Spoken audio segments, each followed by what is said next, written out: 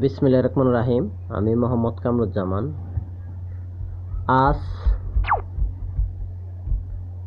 সপ্তম শ্রেণীর কর্ম ও জীবনমুখী শিক্ষা পাঠ কর্ম ও মানবিকতা অধ্যায় 1 পৃষ্ঠা 3 পাঠ কঠোর কায়িক শ্রমের নির্দেশনা।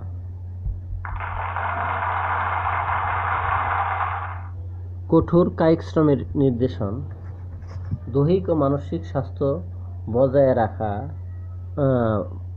বজায় রাখার জন্য এবং আনন্দ লাভের নিয়মিত অঙ্গ প্রত্যঙ্গ পরিচালনা করে কঠিন কায়িক পরিশ্রমের প্রয়োজন। লক্ষ লক্ষ মানুষ কায়িক শ্রমের মাধ্যমে অর্জন করেছে উন্নত মানব সভ্যতা। যুগে যুগে মানুষ এমন অনেক কিছু বানিয়েছে যা কঠোর কায়িক শ্রম বহন করে। তেমনি কিছু কৃতির কথা বলবো।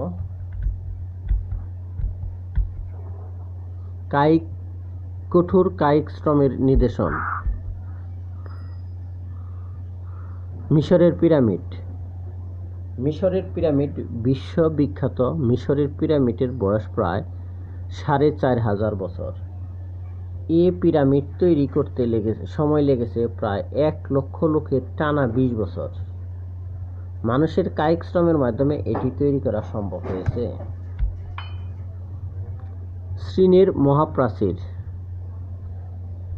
চীনের মহাপ্রাচীর মানব সভ্যতার অন্যতম কৃতি বা লক্ষণ মানুষের কায়িক শ্রমের ফসল। মোগলদের হাত থেকে চীনকে রক্ষা করার জন্য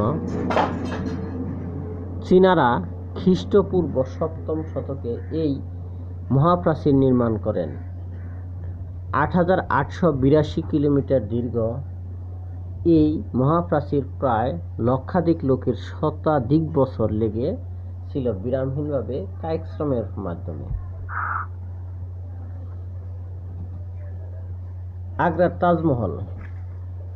আগ্রার তাজমহল সম্রাট শাহজাহান তার প্রিয়তমা পত্নী মমতাজের স্মরণে এই স্থাপনা নির্মাণ করেন। এই তাজমহল যেমন প্রিয়তমা পত্নীর প্রতি সম্রাট শাহজাহানের গভীর ভালোবাসার পরিচয় বহন করে, তেমনি স্মরণ করিয়ে দেয় এই কৃতি নির্মাণের হাজার হাজার মানুষের কঠোর কায়িক শ্রমের কথা।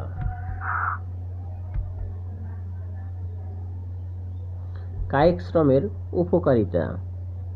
কায়িক শ্রমের ফলে অঙ্গ প্রত্যঙ্গের উন্নতি হয়, পাঠের একঘেয়েমি দূর করে, স্নায়ু মাংসপেশির উন্নতি সাধন করে,